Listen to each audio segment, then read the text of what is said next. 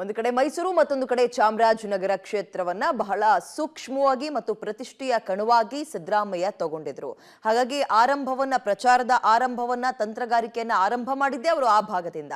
ಹೀಗಿರುವಾಗ ಇದೀಗ ಬಿಜೆಪಿ ಕಾಂಗ್ರೆಸ್ಗೆ ಶಾಕ್ ಕೊಡೋಕ್ ಮುಂದಾಗಿದೆ. ತಂತ್ರಗಾರಿಕೆಗಳನ್ನ ಮಾಡೋದ್ರ ಮುಖಾಂತರ ಬಿಜೆಪಿಲಿದ್ದವ್ರನ್ನ ವಾಪಸ್ ಕಾಂಗ್ರೆಸ್ಸಿಗೆ ಸೆಳೆದುಕೊಳ್ಳುವ ಪ್ರಯತ್ನವನ್ನ ಕಾಂಗ್ರೆಸ್ ಮಾಡಿದ್ರೆ ಕಾಂಗ್ರೆಸ್ಗೆ ಮತ್ತೊಂದು ರೀತಿಯ ಶಾಕ್ ಕೊಡೋಕೆ ಇದೀಗ ಬಿಜೆಪಿ ರೆಡಿಯಾಗಿ ನಿಂತಿದೆ. ಹಾಗಾದ್ರೆ ಯಾವ ರೀತಿಯ ತಂತ್ರಗಾರಿಕೆಯನ್ನ ಬಿಜೆಪಿ ಮಾಡ್ತಾ ಇದೆ ನೋಡ್ತಾ ಹೋಗೋಣ.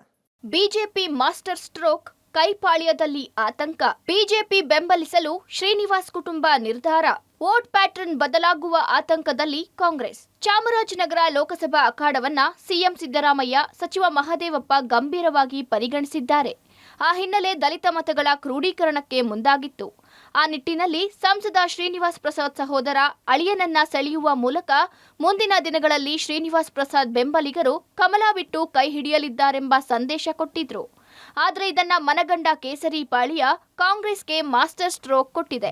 ನಂಜನಗೂಡು ಮಾಜಿ ಶಾಸಕ ಹರ್ಷವರ್ಧನ್ ಮೂಲಕ ಶ್ರೀನಿವಾಸ್ ಪ್ರಸಾದ್ ಮನವೊಲಿಸುವಲ್ಲಿ ಯಶಸ್ವಿಯಾಗಿದೆ. ಅಲ್ಲದೆ ಚಾಮರಾಜನಗರ ಲೋಕಸಭಾ ಕ್ಷೇತ್ರದ ಆಕಾಂಕ್ಷಿಯಾಗಿದ್ದ ಮತ್ತೊಬ್ಬ ಅಳಿಯ ಡಾಕ್ಟರ್ ಮೋಹನ್ ಮುಂದಿನ ಚುನಾವಣೆ ವೇಳೆ ಕೊಳ್ಳೇಗಾಲ ಕ್ಷೇತ್ರಕ್ಕೆ ಪರಿಗಣಿಸುವಂತೆ ಡಿಮ್ಯಾಂಡ್ ಇಟ್ಟಿದ್ದಾರೆ. ಇದಕ್ಕೆ ರಾಜ್ಯ ನಾಯಕರು ಸದ್ಯ ಈ ಬಾರಿ ಕೆಲಸ ಮಾಡಿ ಮುಂದೆ ಆ ಬಗ್ಗೆ ಮಾತಾಡೋಣ ಅಂತ ಹೇಳಿ ಬಿಜೆಪಿ ನಾಯಕರು ಸಮಾಧಾನ ಪಡಿಸಿದ್ದಾರೆ. ಈ ಹಿನ್ನೆಲೆ ಅವರು ಕೂಡ ಬಿಜೆಪಿಯಲ್ಲೇ ಉಳಿಯಲು ನಿರ್ಧರಿಸಿದ್ದು, ಭವಿಷ್ಯದ ದೃಷ್ಟಿಯಿಂದ ಲೋಕಸಭಾ ಅಭ್ಯರ್ಥಿ ಎಸ್ ಬಾಲರಾಜು ಪರ ಕೆಲಸ ಮಾಡಲಿದ್ದಾರೆ ಎಂಬ ಮಾತು ಕೇಳಿ ಬಂದಿದೆ. ಇನ್ನು ಕಾಂಗ್ರೆಸ್ಗೆ ಟೆನ್ಷನ್ ಶುರುವಾಗಿದೆ. ಶ್ರೀನಿವಾಸ್ ಪ್ರಸಾದ್ ಸೆಳೆಯುವ ಕೆಲಸಕ್ಕೆ ಮುಂದಾಗಿದ್ದ ಕಾಂಗ್ರೆಸ್ಗೆ ಹಿನ್ನಡೆಯಾಗಿದೆ. ಮೈಸೂರು ಮತ್ತು ಚಾಮರಾಜನಗರ ಭಾಗದ ದಲಿತ ಮತಗಳ ಕ್ರೋಢೀಕರಣಕ್ಕೆ ಕಾಂಗ್ರೆಸ್ ಪ್ಲಾನ್ ಮಾಡಿಕೊಂಡಿತ್ತು. ಆದರೆ ಮತ್ತೆ ಶ್ರೀನಿವಾಸ್ ಪ್ರಸಾದ್ ಕುಟುಂಬ ಬಿಜೆಪಿ ಬೆಂಬಲಿಸಲು ಮುಂದಾಗಿರುವುದು ಕಾಂಗ್ರೆಸ್ಗೆ ನುಂಗಲಾರದ ತುತ್ತಾಗಿದೆ.